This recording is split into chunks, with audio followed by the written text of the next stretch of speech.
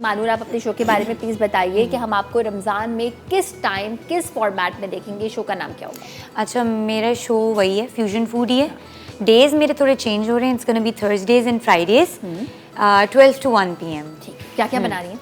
बना इंटरेस्टिंग रही हैं, छोटी मोटी रमज़ान की जो रेसिपीज़ होती हैं ऑब्वियसली, बिकॉज अभी यही है कि सबका फोकस यही होता है कि क्या अफ्तारी में बनाएं, तो अच्छा है कि थोड़ी वैरायटी मिल जाएगी। और टाइमिंग्स हमारी ऐसी हैं 12 से 1 कि उस टाइम ख़वातीन सोच रही होती हैं बैठ के कि आज हम अफ्तारी में क्या बनाएंगे। तो वो बेस्ट टाइम होता है जब वो खोलें शो तो उनको बताओ अच्छा आज यही बनाना है। तो you know easy and quick ingredients वाली डिशेज़, क्विक इंग्रेडिएंट्स वाली, यानी कि अगर आप कोई प्रो नहीं भी हैं, कुकिंग एक्सपर्ट नहीं भी हैं, अगर आप कोई यंग लेट्स से 16 साल 17 साल की हैं, पहली बार कुछ लेट्स से बनाना चाहते हैं तो आपकी रेसिपीज फॉलो की जा सकती हैं। ठीक है अबील, हम आपको रमज़ान में कब देखेंगे? 3:30 to 4 और दावत इफ्तार। अच्छा, ये मेरा शो के बारे में थोड़ा सा मैं बताऊं।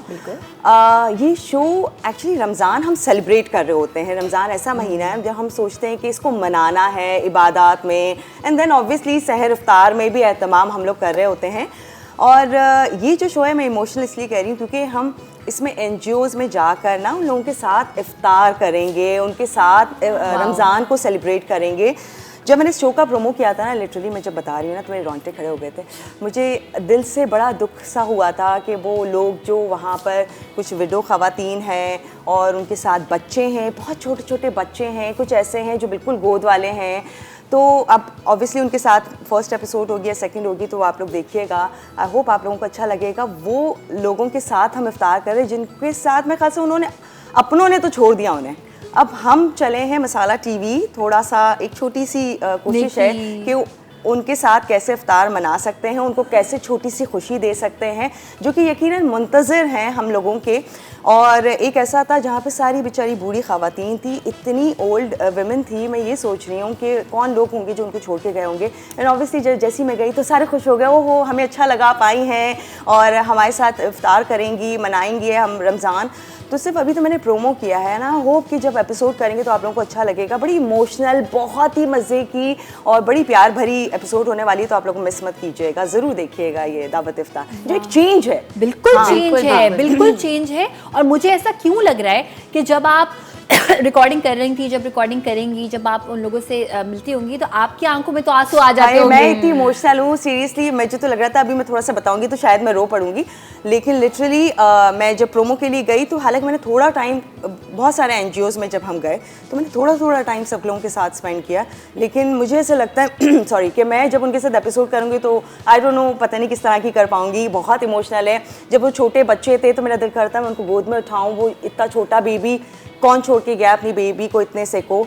और बस एक कोशिश है मेरी, ज़रूर देखिएगा कि किस तरह से हम कोशिश कर रहे हैं उनको खुशी देने की इस रमज़ान, तो देखिएगा। वाह क्या बात है। हम कहते हैं कि आप अगर इस आजकल के ज़माने में अगर आप किसी को दिल से थोड़ा सा वक्त ही दे दें तो वही एक बहुत बड़ी बात होती है उन लोगों के लिए जिनको वक्त देने वाली फैमिली उनके साथ नहीं है, राइट?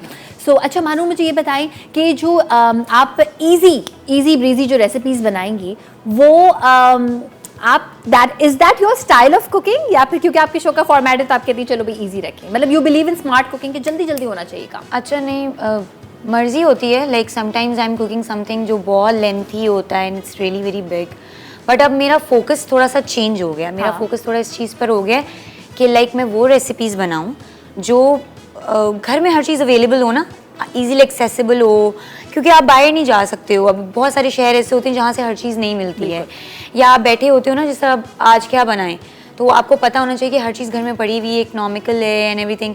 सो आप, और इफ्तार में आपको वैसे ही पता है बजट आजकल किस तरह से हुआ है। सो अच्छा है कि अगर आप easy quick and friendly recipes बनाओ। बिल्कुल जी। चलिए जी, जाने का टाइम हो चुका है, लेकिन जाने से पहले अगर कोई क्विक सा प्यारा सा मैसेज देना चाहती हैं रमज़ान के लिए ऑडियंस को तो कैमरा इधर है। अच्छा, इस रमज़ान जैसे शिरीन आपा ने कहा था कि बहुत महंगाई हुई हुई है तो दस्तरखान वसी ना करें। मैं हर रमज़ान पहले बोला करती थी कि जी दस्तरखान को अपने वसी करें, और वसी सेंस में होता है हमेशा जब हम कहते हैं कि दस्तरखान को वसी करें आज मेरा गला क्यों ख़राब हो। अच्छा, दस्तरखान को वसी करने की बात हम इसलिए कहते हैं कि दस्तरखान सिर्फ आपकी फैमिली के लिए वसी नहीं करना है, वो आपके इर्द गिर्द लोगों के जो हैं, जो मुस्तहिक हैं, या वो लोग हैं जो चाहते हैं कि हम भी ऐसी इफ्तार करें जो एक्चुअली हम कर रहे होते हैं, तो प्लीज़ उनको भी अपने इस इफ्तार में और इस रमज़ान में ज़रूर मौका दीजिएगा, क्योंकि महंगाई बहुत है। अगैन इस बात का ख्याल रखिएगा, कोई भी एक चीज़ लेने जाते हैं, मैं तो सिर्फ बनाना एंड कॉमन फ्रूट्स देख रही थी, वो ही इतने एक्सपेंसिव हो गए हैं कि बहुत से लोगों की पहुँच में नहीं होंगे शायद इस रमज़ान।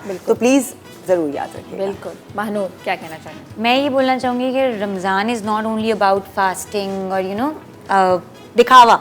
इट्स अबाउट कि आप अंदर से कैसे हो, या आपका दिल कैसा है, या आप लोगों के साथ किस तरह से बिहेव करते हो, या आपके अंदर पेशेंस कितना है। सबसे बड़ी बात ये है। और अभी जिस तरह से माहौल और वेदर भी इवन हो गया है, तो सबसे ज़्यादा ज़रूरी है कि हम लोग इस वक्त अपने ऊपर सब्र रखें और सब्र के साथ, प्यार मोहब्बत के साथ, एक दूसरे के साथ अच्छे से रमज़ान गुजारें। बिल्कुल, एब्सोल्युटली। बहुत बहुत शुक्रिया आप दोनों का। थैंक यू आयशा हमें बुलाने के लिए, और हमेशा इतना अप्रिशिएट करती है कि मैं सोचती हूँ माय गॉड, इंट्रो में इतनी तारीफ होती है, हमेशा से बहुत निकल रहा होता है प्यार देने के लिए। Thank you. Most welcome, most welcome. Well जनाब, आपसे इजाजत चाहने का वक्त है, लेकिन जैसे इन्होंने कहा कि जब रमजान को वेलकम करने के लिए I would just like to say one thing कि देखिए, जब हमें गुस्सा आता है ना रमजान के बगैर, तो हम कहते हैं ठंडा पानी पी लें। अब रमजान में आई अंडरस्टैंड ये नहीं हो सकता रोजे में, लेकिन जब गुस्सा आए और आप सोचें कि रोड पे अब आपने निकल के कैसे किसी ने आपको ओवरटेक कर लिया, 3 गहरे गहरे सांस लें, समझें, सोचें कि रमज़ान का महीना है, ये है ही कंट्रोल करने का महीना, ना सिर्फ अपनी जो है वो खाने पीने वाली भूख को, बल्कि अपने गुस्से को भी।